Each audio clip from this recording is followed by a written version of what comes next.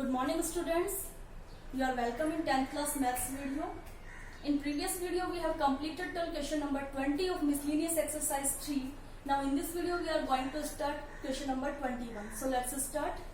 Your question number 21 is, here given is quadratic equation and you have to solve this by Sridharacharya method. You know very well that you can solve quadratic equation by three methods. Number first is splitting method, that we know in the form of factorization method, and your second method is completing square method, and third method is Sridharacharya method. So in this video we are solve this quadratic equation by Sridharacharya method. So let's see what is the formula for this. Here formula is x is equal to minus b plus minus under root b square minus 4ac upon 2a. This is the required formula to solve this equation by Sridharacharya method. So firstly you have to find out what is a here, what is b here and what is c here. इस equation को जो आपको quadratic equation दी गई है इसे आपको Shridharacharya method से solve करना है. श्रीधराचार्य मेथड का ये फॉर्मूला है जिससे आपको सॉल्व करना है. बट आपको पता होना चाहिए कि a क्या है, b क्या है और c क्या है. यहाँ पे देखिए a is what? The multiplication of x square is called a. The multiplication of x is called b. And the multiple of, the constant term is called c here. So your a is what? A is multiple of x square. So p square. Multiple of x square is what? P square. And b is what? Multiple of x. So multiple of x is what? P square minus q square. So p square minus q square is what? B. And c is what? Constant term. Your constant term is minus q square. So c is minus q square here. Now you have to put this values in this equation. So x is equal to minus as it is, and b is p square minus q square. So p square minus q square plus minus under the root b square. So p square minus q का whole square.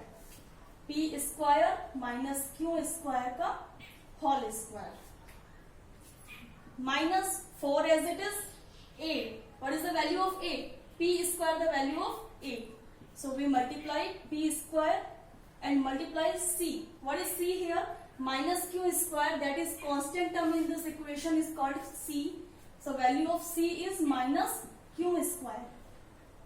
And 2a denominator में आपको लिखना है 2a. 2 तो as it is होगा और a की value आपकी है p स्क्वायर. तो ये हो गया p स्क्वायर. अब आपने सारी वैल्यूज यहाँ पे पुट कर दी है. आपको ये सॉल्व करना है और रिक्वायर्ड आंसर आपको मिल जाएगा. अब यहाँ देखिए, जब भी माइनस कभी किसी ब्रैकेट के बाहर होता है तो ब्रैकेट ओपन जब होगा तो माइनस साइन अंदर वाले सभी टर्म्स के साइन चेंज कर देगा. तो बाहर माइनस है, जब ये ब्रैकेट हम हटाते हैं तो क्या होगा? माइनस माइनस क्यू स्क्वायर आपका हो जाएगा प्लस में और पी स्क्वायर हो जाएगा माइनस प्लस माइनस में. तो क्यू स्क्वायर प्लस में और क्यू पी स्क्वायर माइनस में. ठीक है, प्लस माइनस. यहां देखिए P square minus a square, p square minus q square का whole square. You have already studied this type of formula in algebra class 8. See here, a minus b का whole square is equal to a square minus plus b square minus 2ab. ये formula देखा है कभी आपने 8th class में? बिल्कुल देखा होगा जब अलजेब्रा पढ़ी होगी. तो a माइनस b का होल स्क्वायर होता है a square plus b square minus 2ab. Similar term, ये देखिए ये टर्म बिल्कुल ऐसी ही है. p square minus q square का जो होल स्क्वायर आपको ओपन करना है, एक्सपेंड करना है इस फॉर्म को आपको. तो आप कंपैरिजन कर सकते हैं. a क्या है आपका? a हो गया p स्क्वायर. तो राइट हैंड साइड में जो भी एक्सपेंडेशन आपने की हुई है उसमें a जहां पर है वहां पे p स्क्वायर लिख दीजिए और b जहां पर है वहां पे q स्क्वायर आपको लिखना है. तो आपको क्या लिखना पड़ेगा? a की जगह पे p स्क्वायर. अब a की जगह पे p स्क्वायर है, a के ऊपर स्क्वायर भी है तो इसके ऊपर आपने लिख दिया square plus b square, b की जगह पे q स्क्वायर और उसके ऊपर भी स्क्वायर माइनस 2 a की जगह पे p स्क्वायर और b की जगह पे q स्क्वायर. तो ये जो एक्सपेंशन है, ये आपको इस फॉर्मूले की जगह पे लिखना है। लिख दीजिए पी स्क्वायर का स्क्वायर प्लस क्यू स्क्वायर का square minus 2p square q square, और देखिए पहले से यहाँ पे क्या है, माइनस माइनस प्लस, तो ये आपका plus 4p square q square, और denominator term as it is 2p square, denominator term आपकी हो जाएगी एज इट इज। ठीक है, next term q square minus P square as it is. ठीक है, प्लस माइनस, अब यहां देखिए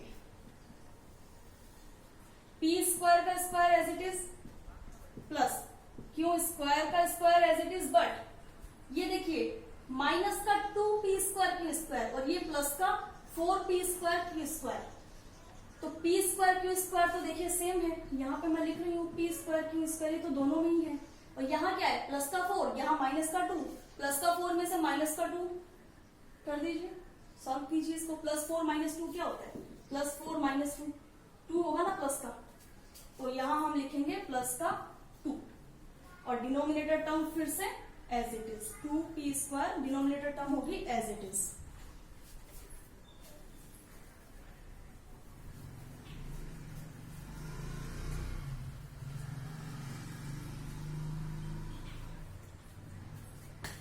अब देखिए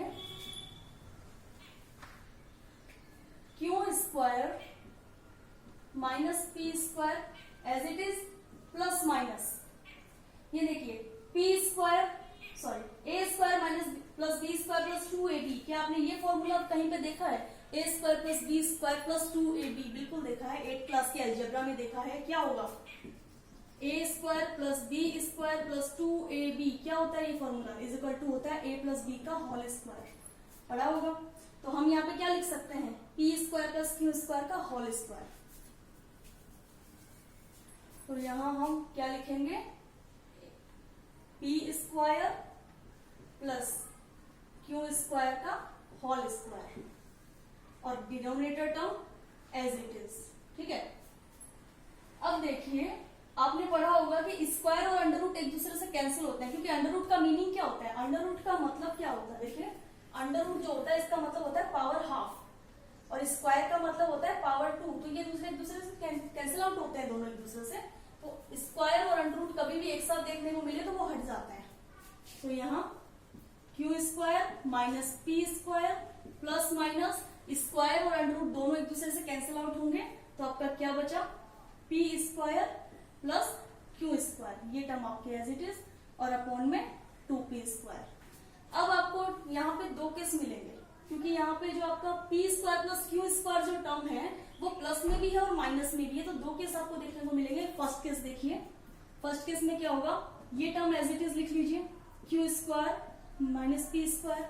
अब एक बार हम प्लस में ले रहे हैं, आगे वाली जो टर्म है उसको एक बार प्लस में ले रहे हैं, तो प्लस हमने लिख दिया P square plus Q square, और denominator term as it is 2p square as it is. ऊपर से कुछ कैंसिल आउट हो रहा है, यस आपका p स्क्वायर कैंसिल आउट हो रहा है, एक बार प्लस में एक बार माइनस में, तो ये कैंसिल आउट हो रहा है। Q square plus Q square कितना 2q स्क्वायर, और डिनोमिनेटर में 2p स्क्वायर, 2 से 2 कैंसिल, तो आपका रिक्वायर्ड आंसर हो गया Q square upon p square, तो एक आंसर तो आपको हो गया ये।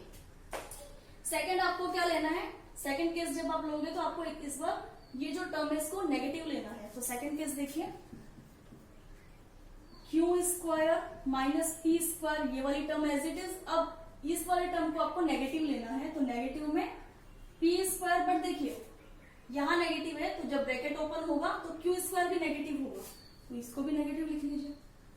ठीक है, डिनोमिनेटर में सेम 2p स्क्वायर है। अब देखिए कुछ कैंसिल आउट हो रहा है, यहाँ पे आपका p स्क्वायर कैंसिल आउट नहीं होगा, बिकॉज दोनों नेगेटिव है, इसलिए कैंसिल आउट होगा क्यू स्क्वायर, क्योंकि एक प्लस में है और एक माइनस में है। अब देखिए माइनस पी स्क्वायर और माइनस पी स्क्वायर, माइनस के 2p स्क्वायर, तो यहां हम लिख रहे हैं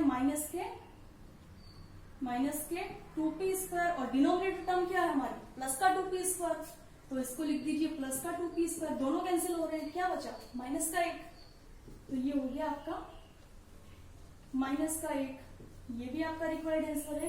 तो हमें पता है जब भी हम क्वाड्रेटिक इक्वेशन सॉल्व करते हैं हमें इसके 2 रूट्स मिलते हैं, तो जिनमें से हमारे एक तो है Q square upon P square और एक है -1।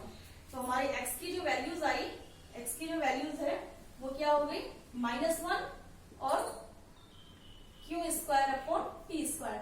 This is your required answer. I hope you all will understand. Thank you.